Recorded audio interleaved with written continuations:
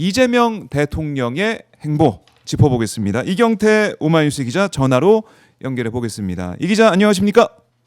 네, 대통령실에서도 계속해서 뉴스가 지금 쏟아지고 있는데 일단은 어제 이재명 대통령이 이 투자 성적표를 공개했더라고요. 근데 수익률 보고 깜짝 놀랐습니다. 26.4%나 된다고요? 네, 그렇습니다. 네. 대통령이 지난 5월에 당선되면 임기 동안 총 1억 원을 국내 주식시장에 투자하겠다고 약속한 적이 있어요. 그래서 코스피 200 ETF랑 코스닥 150 ETF에 각각 2천만 원씩 거치식으로 투자하고, 네. 그리고 이제 코스피 200 ETF에는 4개월 동안 이제 각 매월 100만 원씩 적립식 투자를 하셨습니다. 그런데 이게 어제 종가 기준으로 보니까 평가 수익액이 1,160만 원으로 나온 겁니다. 이게 수익률 따져보니까 26.4%가 되더라고요. 야, 이거 이재명 대통령 투자할 때 같이 그래 대통령 하시니 나도 해야지 하시는 분들은 똑같은 수익률을 얻었던 그 투자 성적표네요. 그럴 수밖에 없을 것 네, 같습니다. 이경태 기자 혹시 같이 하신 거 아니에요? 죄송합니다. 저는 안 했군요. 예. 네, 빚을 갚아야 돼서 이러면 여력이 없습니다. 투자할 여력이 없다. 아, 예. 그래 이걸 보면서 지금 저 시청자분들도 마찬가지고 와 이재명 대통령이 얘기했던 그러니까 우리 자본시장을 활성화시키겠다. 그리고 코스피 이제 오를 것이다. 뭐 코스피 5천 시대 이런 얘기를 했는데 이렇게 성과가 숫자로 나오고 있다 이런 생각이 드네요. 네, 그렇습니다. 어제 코스피 종가가 3,461.3으로 네. 역대 최고치를 또 기록했죠.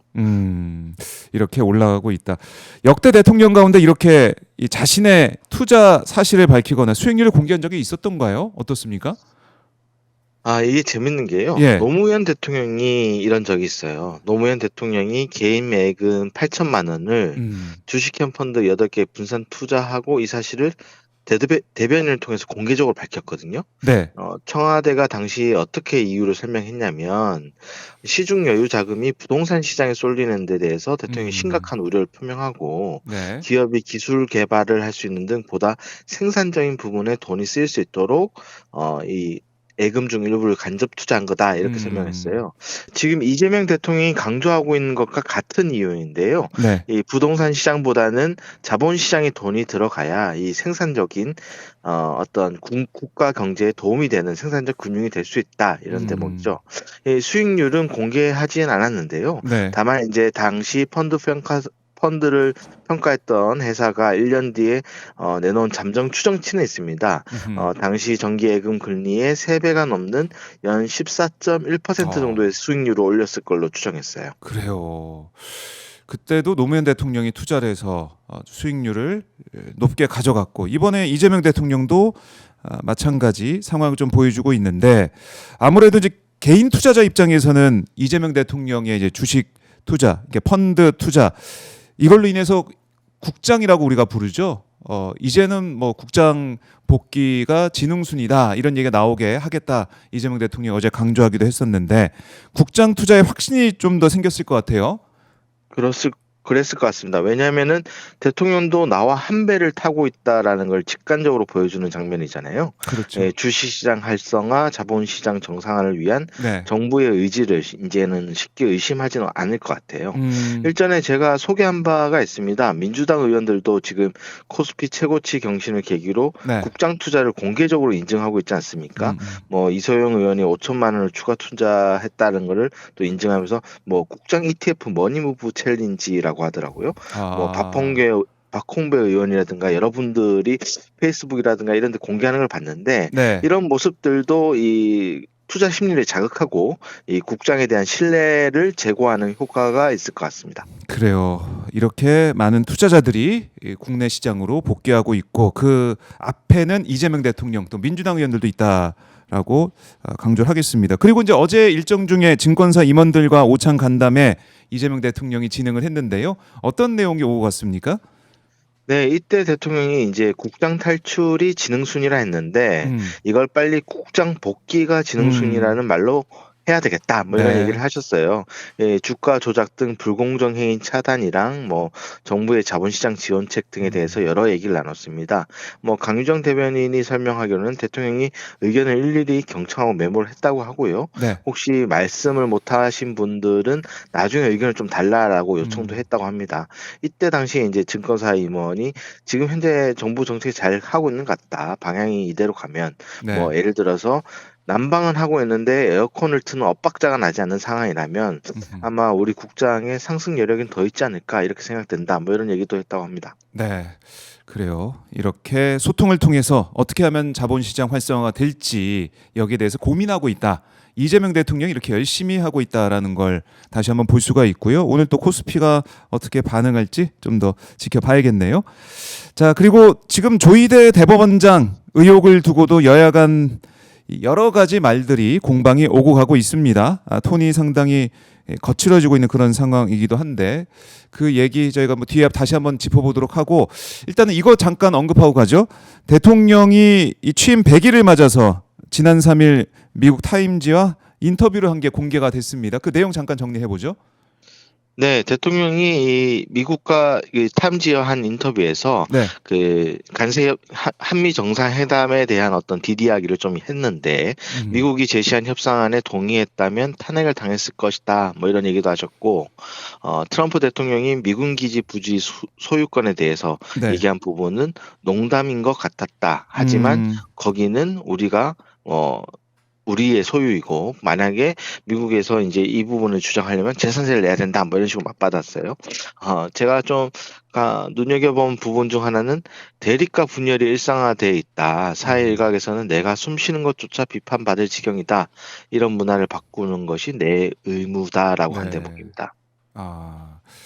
그야말로 지금 국내 정치 상황이 또 뭐 다른 나라도 뭐 비슷한 경향이 나타나고 있지만 극우화되고 있는 일부 사람들 모습이 계속 보이고 있고 또 그 가운데 여야가 첨예하게 대립을 하면서 이재명 대통령을 향한 비판의 목소리가 여전히 또 일각에서 나오고 있는데 그럼 뭐 고충이나 그리고 바꿔내야 될 과제 이런 것들을 또 언급을 했다. 지금 제가 타임지 인터뷰 표지 사진도 좀 보여드리고 있는데 관세 협상에 대해서도 미국 요구대로 했다면 탄핵당했을 거다. 이렇게도 언급을 하면서 국익을 위해 최대한 협상하겠다 이런 의지를 좀 밝힌 걸로 해석이 되네요. 그렇습니다. 이 대통령이 앞서 제가 눈여겨봤다는 네. 부분에 대해서 수도보좌관 회의에서도 비슷한 취지의 언급을 하셨어요. 원래 오늘 여야 민생경제협의체가 첫 회동을 할 예정이었는데 네. 이게 결국 수년이 돼버렸죠. 대통령 어제 사실 좀 기대를 표했거든요. 여야가 서 있는 정치적 위치는 좀 달라도 어려운 국민 삶을 개선하는 데 힘을 모아야 할 책임이 우리에게 있다라고 했는데 네. 좀 아쉬운 대목입니다. 그래요. 그러니까 여야 간의 첨예한 이 대립 이게 또 여러 가지 이 전장이 있겠지만 아까 제가 언급한 것처럼 조희대 대법원장 의혹 여기에 대해서도 지금 어제부터 격한 말들이 좀 오고 가고 있습니다. 장동혁 국민의힘 대표는 어제 이제 조희대 한덕수 회동 의혹에 대해서 이거 대통령실과 여당의 합작품이다 이렇게 강하게 비난을 하던데 대통령실 관련 입장이 나왔습니까? 네, 제가 어제는 대통령실 입장이 나오기 좀 어렵지 않겠냐라고 했는데 네. 이 정도로 비난이 나왔기 때문에 우상호 정무수석이 마침 또 방송사와 인터뷰 일정이 있었어요. 예. 우상호 수석이 대통령실에서 이 입장을 얘기하는 건 적절치 않다라고 일단 선을 그었습니다. 네. 그리고 정청래 대표가 억울하면 특검 수사를 조희대 대법원장은 받아라라고 했잖아요. 여기에 대한 질문도 있었는데 우상호 수석은 정당 대표가 한 말에 대해 대통령실이 평가하는 것은 부적절해 보인다고 여기에 대해서 일단은 선을 그었고요. 네. 다만 이제 장동혁 대표가 대통령실과 여당의 합작품이라고 비난을 했잖아요. 그렇네요. 여기에 대해서는 대통령실이 여기에 관여했다면 네. 그 근거를 제기하는 게 바람직하다. 이 사안에 대해서 사전에 상의하거나 협조해서 공동으로 행동하고 있지 않다라고 반박했습니다. 네.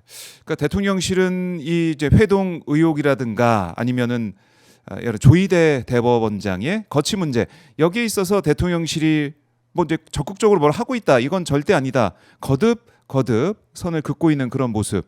뭐 이거는 반복이 될 것 같고 이어질 것 같습니다. 어떻습니까?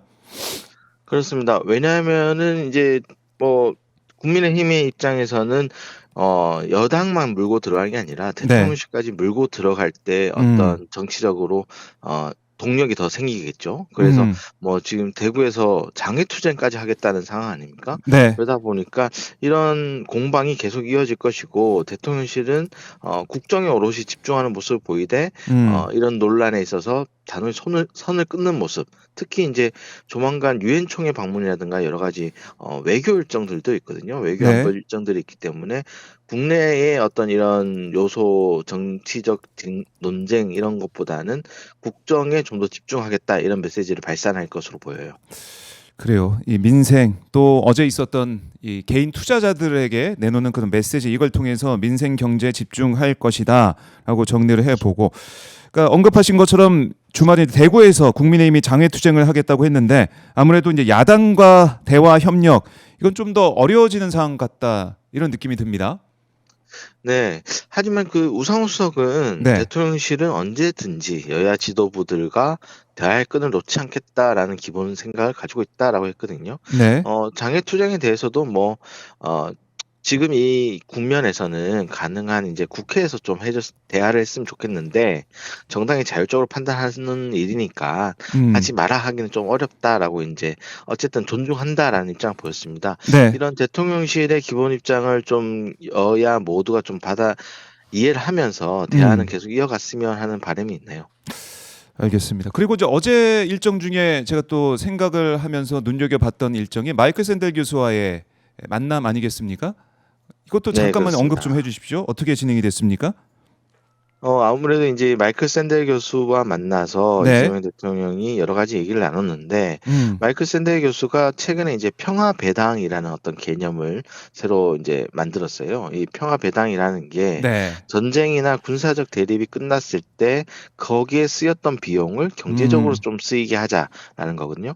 어떻게 보면 우리나라에 참 들어맞는 상황의 이야기 아니겠습니까? 네. 그래서 여기에 대해서 이 대통령이 좀 각별한 관심을 좀 보였습니다. 음. 아무래도 우리 한반도의 평화가 정착되면 어떤 양극화를 해소하기 위한 비용을 좀 지금 네. 좀 이용할 수 있으니까 요런 부분에 대해서 샌델 교수가 좀 많이 얘기해 줬으면 좋겠다. 정치인 얘기하면 좀 이건 세속적으로 보여서 네.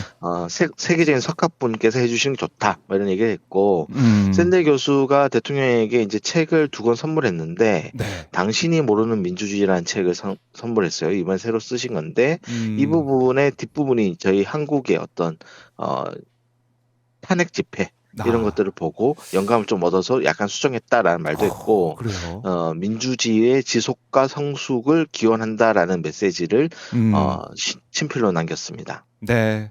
지금 화면 통해서도 봤는데 상당히 분위기가 좋게 대화가 이루어졌다라는 생각도 듭니다. 자, 이렇게 정리해보고 책도 지금 보여드리고 있네요. 마이클 샌델 교수가 이재명 대통령의 서명에서 준 책도 강유정 대변인이 보여주고 있는 화면까지 확인해 봤습니다. 자, 이재명 대통령 오늘 일정은 어떻게 됩니까? 어제 수석 보좌관 회의에서 청년 담당관들을 만나고 네. 청년 정책들을 논의했는데 이때 강조했던 게 청년 정책에는 청년의 문제 의식과 관점이 온전히 반영돼야 된다라고 했어요. 네. 오늘도 그런 맥락에서 예고됐던 일정이 있죠. 서울에서 타운홀 미팅을 열고 2030 세대들을 만납니다. 예. 이번이 5번째 타운홀 미팅인데요. 이번처럼 특정 세대를 초청하는 건 처음인 것 같아요.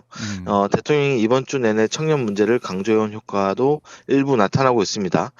대통령이 세종 국무회의에서 기업들의 일자리 창출을 특별히 요청한다라고 했는데 네. 삼성, SK, 현대차, 뭐 LG 이런 대기업들이 속속 신규 채용 계획을 밝히고 있습니다. 그렇군요. 오늘 오늘도 타운홀 미팅에서 네. 이제 관련해서 좀 이야기를 한번 주목해서 들어보시면 될 것 같습니다. 알겠습니다. 주목을 해 보겠습니다. 이경태 기자 말씀 잘 들었습니다. 네, 감사합니다. 네, 지금까지 이경태 오마이뉴스 기자와 함께 이재명 대통령 일정까지 들어봤습니다.